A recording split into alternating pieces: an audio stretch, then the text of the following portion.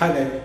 So let's continue with our studies on the IPSAS, and so far we've looked at IPSAS 1, presentation of financial statements, IPSAS 2, cash flow statements, IPSAS 3, accounting policies, change in accounting estimates and errors, IPSAS 4, the effects of changes in foreign exchange, yeah? Now we are going to IPSAS 5, and that is borrowing cost. Now remember, the grading on this is 2. Now, if the grading on this is 2, or the level of understanding is 2, it means that we need to have knowledge with some understanding in relation to that. So, let's look at IPSAS 5,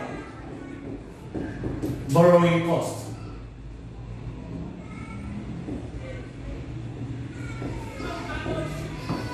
Now, this is the same as IAS 23 in financial reporting. The same idea, the same concept, the same principle in relation to that. Now, when we talk about borrowing cost, what do we mean?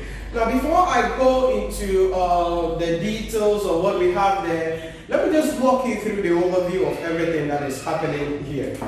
Now, when we say borrowing costs are simply interest expenses and other expenses. Let me take that again. Borrowing costs are interest and other expenses an entity incurred in connection with the borrowing of funds. Borrowing cost is an interest or the interest and other expenses incurred in connection with the borrowing of funds. Now, if an entity, so if they say the interest and other expenses, what do we mean by the other expenses that we can call borrowing cost? So for instance, borrowing cost may include the following: interest on bank overdraft and short-term and long-term borrowing. That is the first aspect. Interest on bank overdraft, short-term and long-term borrowing. 2. Amortization of discounts or premium relating to borrowings. Amortization of discounts or premium relating to borrowing. For instance, you borrow $200 million, but when you're redeeming it, you redeem it at a premium of $210 million. So that extra $10 million, okay, must be amortized over the useful life of the loan that you have there. So that is also part of borrowing cost. 3. Amortization of ancillary costs incurred in connection with the arrangement of the borrowing. So any cost you incur in the arrangement of the borrowing must is part of your borrowing cost, it's part of your interest expenses. So for instance, any legal fee that you incur, any administrative fee that you have to incur in connection with the arrangement of the fund that you borrowed, it means that that is what? Part of the borrowing cost. 4. Finance charges in respect of finance leases. Finance charges in respect of finance leases. Now, remember that this will be done later on in IPSAS 13 leases later on. But let me give you a glimpse about it, because you see, when they're doing the standards, like because of their interconnectability, you have to bring one to be able to talk about the other. So when it comes to leases, we have finance lease and then operating lease, or we have finance or capital lease. Now, with finance lease, what happens is that you lease an asset and now you have the right to use the asset. You control the asset. Substantially all the revenue of the asset comes to you. Now, if substantially all the revenue of the asset comes to you, the standard says that you are going to be paying an installment. Now, for every installment you pay is divided into 2. We have the finance component and then the lease component. Okay? Because in every lease arrangement, there is going to be what we call the interest rate implicit on the lease. The interest rate implicit on the lease. Now, this is simply how much you would have paid if you had borrowed money to directly buy the assets. Okay? How much interest you would have paid if you had borrowed money to buy the asset. So, the finance lease aspect, okay, of the finance charges of the lease aspect will be part of what? The borrowing cost. So we have the lease component of that installment and then the finance component. That finance component is part of what we call the borrowing cost. Because remember, when you lease an asset, it's also a form of borrowing in relation to that.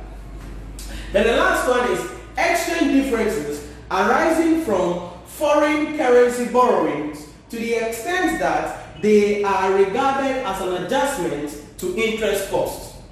For exchange differences arising from foreign currency borrowing to the extent that they are regarded as an adjustment to interest costs. Now, we saw this under IPSAS 4, that is effect of changes in foreign exchange transactions. So, for instance, you borrowed money. Now, like the money you borrowed, at the date of the transaction, you use the spot rate. But at the reporting date, you must translate it using the closing rate. That exchange difference, if we must adjust it in relation to the interest cost, then that becomes part of our borrowing cost in relation to that.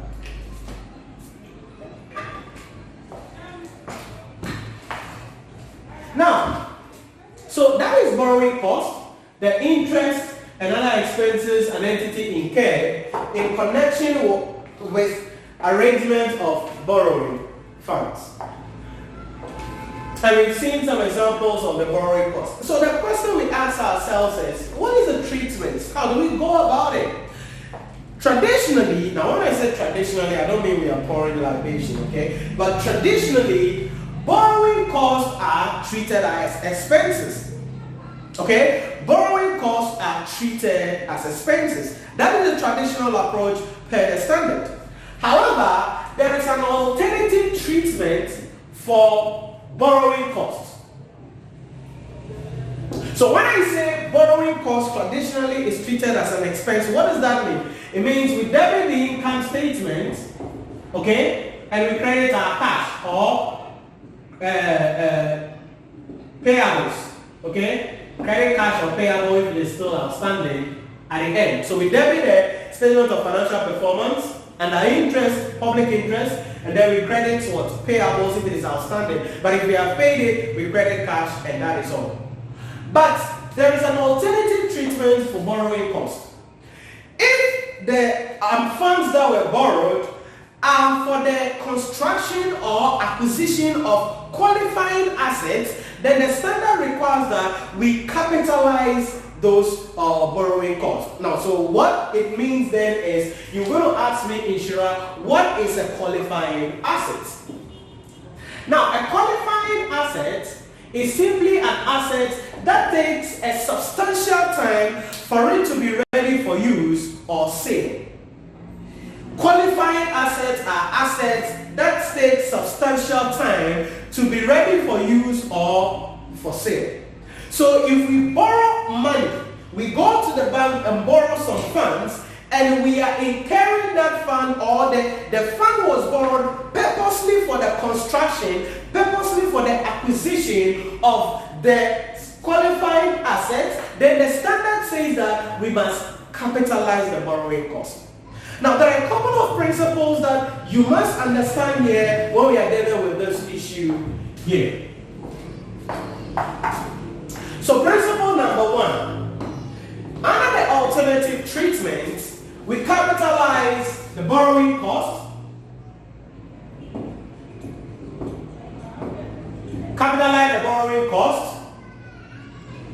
incurred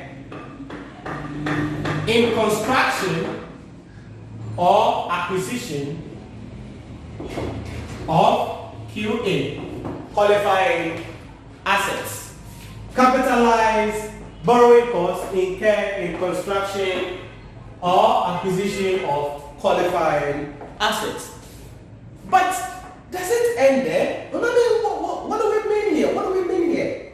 The standard went ahead to say that the borrowing cost to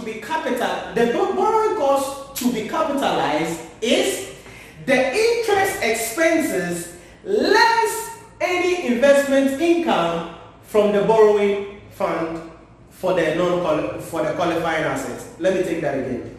The borrowing cost to be capitalized is the interest expenses less investment income received from the borrowing of the fund. What does that mean?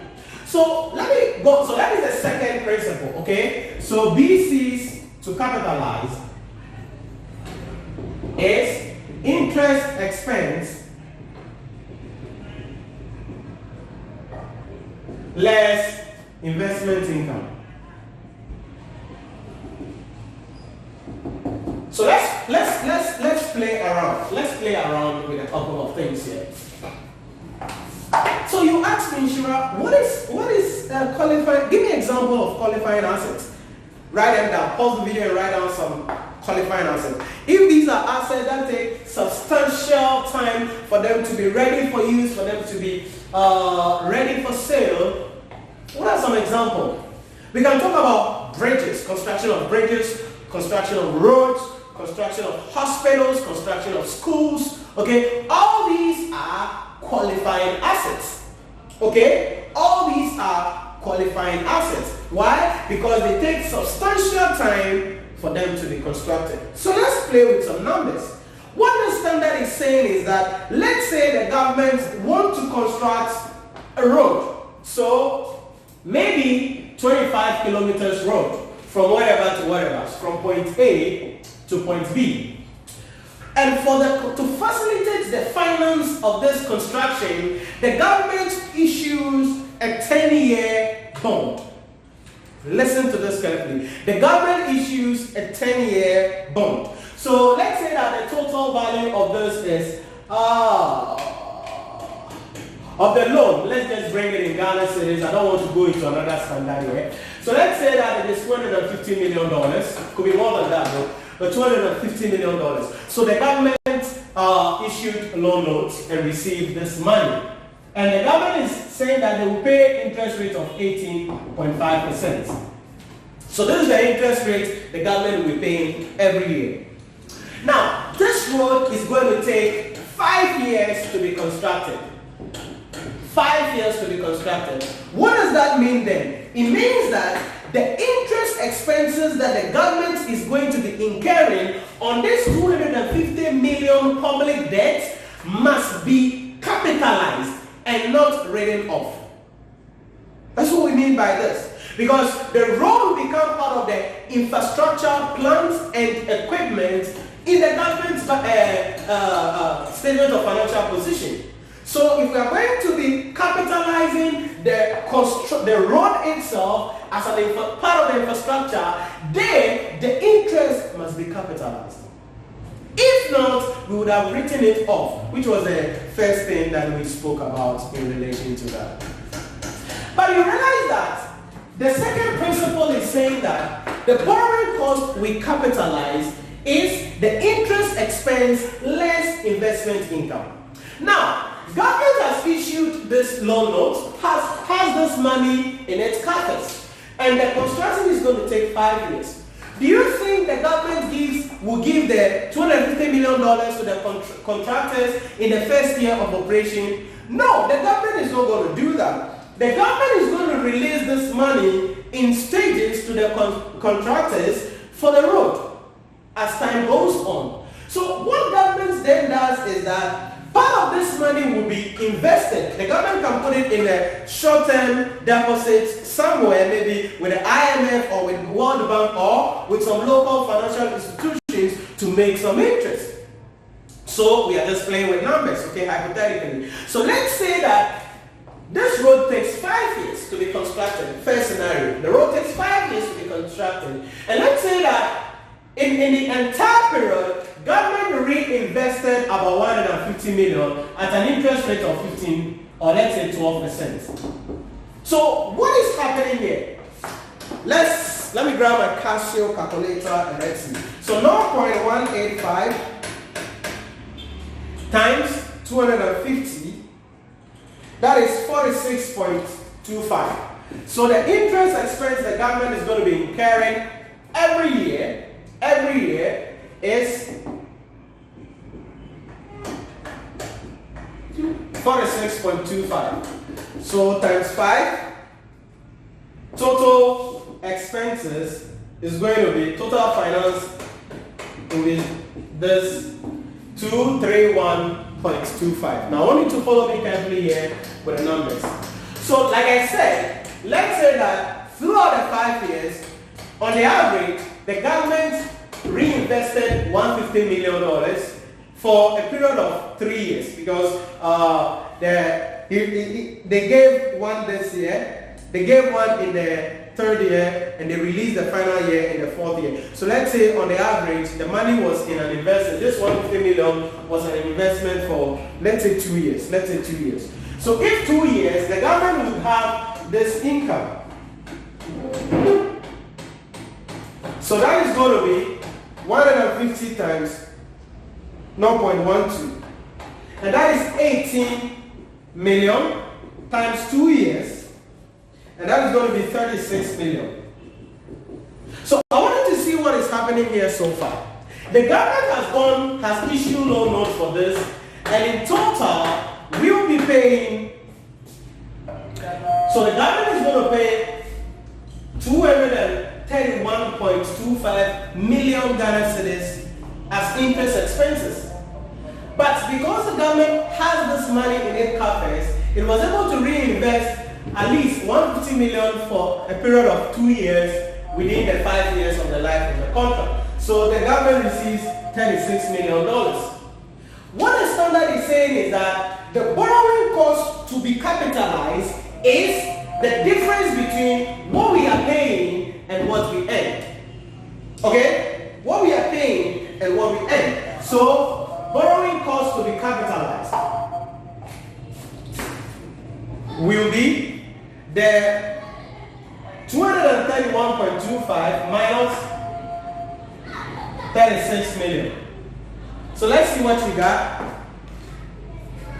231.25. And that is going to be 195 million 0.25 Ghana cedis. 195.25 million Ghana cedis. So this is what the government will incorporate in its books. So what will be the double entry? This is how the double entry will be. We will debit infrastructure, property, plants, and equipment with the 250 million that is the cost of the road construction, and maybe we will credit cash because we paid all. Or if there is something outstanding, there will be payables there. That could be current or non-current. It depends. 250 million. So that is the cost of their assets. Then the interest expenses also, we debit the investment, property, plants, and equipment with this amount here, 195.25, and then we'll credit cash if we've paid it, or payables if some is still outstanding. Are you getting it? So now, what is the initial cost of the road in our book? When it is done in the 5th year, that is going to be 250 plus 195.25. And that is going to be 445.25 million Ghana cedis. So this becomes the initial cost of the infrastructure facility that we put out. That is what we are saying here. That is what we are saying here. That the borrowing cost to capitalize is the interest expenses less investment income. This is very, very critical. But there is also something that happens in the period. So let's look at another principle here. You see, sometimes there is the amount to be capitalized is the amount of the interest. Now, not sometimes, let me remove that. The interest expense to capitalize. In other words, the borrowing cost to capitalize is the interest expense incurred during the capitalization period. The interest expense to be capitalized, or the borrowing cost to be capitalized, is the interest expense incurred during the capitalization period. Now, what do we mean by the capitalization period? What do we mean by the capitalization period? Like I said here, this contract is 5 years. It means we expect the contractor to work for 5 years. If we work throughout for 5 years, then what we have done is correct. But what if during the period there was stoppage, there was halt? Now, the stoppage is in two ways. Haltage in products, in contract or construction of qualifying assets is in two ways. And I want you to make sure you pay close attention to this.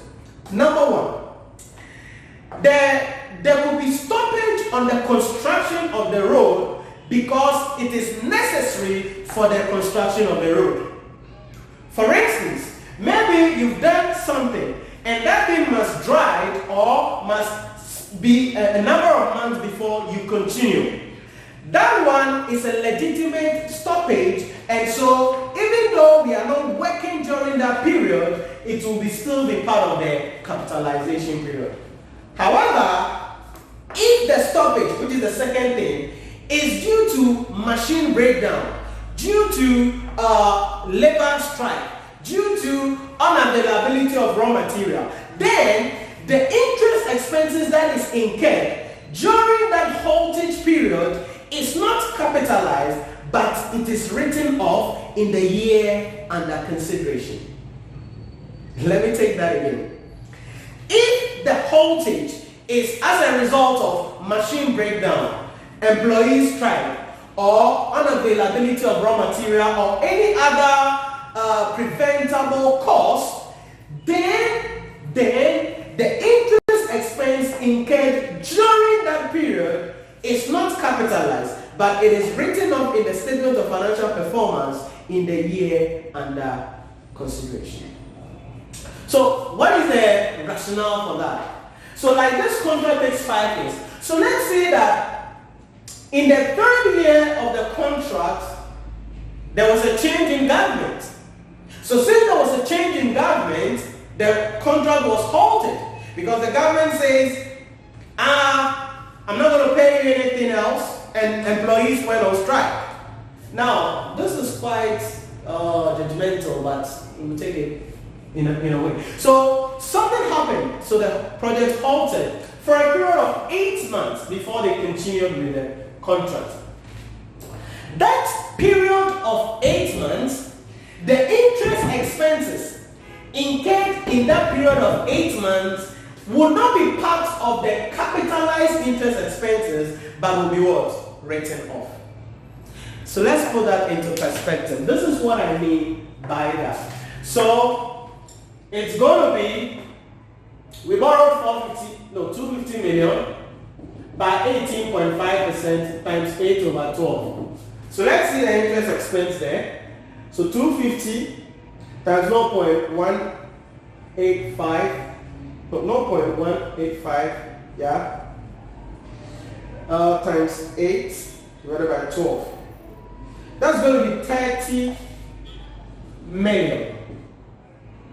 30.83 million Ghana cedis. So the standard says that interest expense that the government is incurring in the capitalization period, in that haltage period, should not be capitalized. We cannot add it to the cost of the assets. We cannot add it to the cost of the infrastructure. Rather, we must write it off. So this 30.8 million, we're going to be debiting the income statement or statement of financial performance, and then we will credit cash if we have paid it, or payables if it is still outstanding. In that case, how much must we then capitalize? If the total interest is this, and we subtracted the interest from this, we got this. It means to get the amount to be capitalized, we must subtract the 30.83 from this particular figure. So let's do it. 195.25 minus 30.83. And that will be left with 164.42. So under this circumstance, if we are looking at the initial cost of the asset, it will be the cost of the construction, working $1 million about 250, and then the borrowing cost, 164.42. And we add the two, that will be 414.42. This is what we would do if we had a haltage of the 8 months in relation to that. I hope you are getting the principles so far, the concept so far, because This is very critical. This is very important. It appears like there's some technical thing, but it's not anything technical. You just have to understand the concept. So under the first scenario, nothing happened, no stoppage, so all of it is capitalized. But under the second scenario, there was a halting of 8 months. That halting of 8 months was not necessary for the completion of the project. It was just something that could have been prevented. So for that reason, that 8-month interest expenses is written off.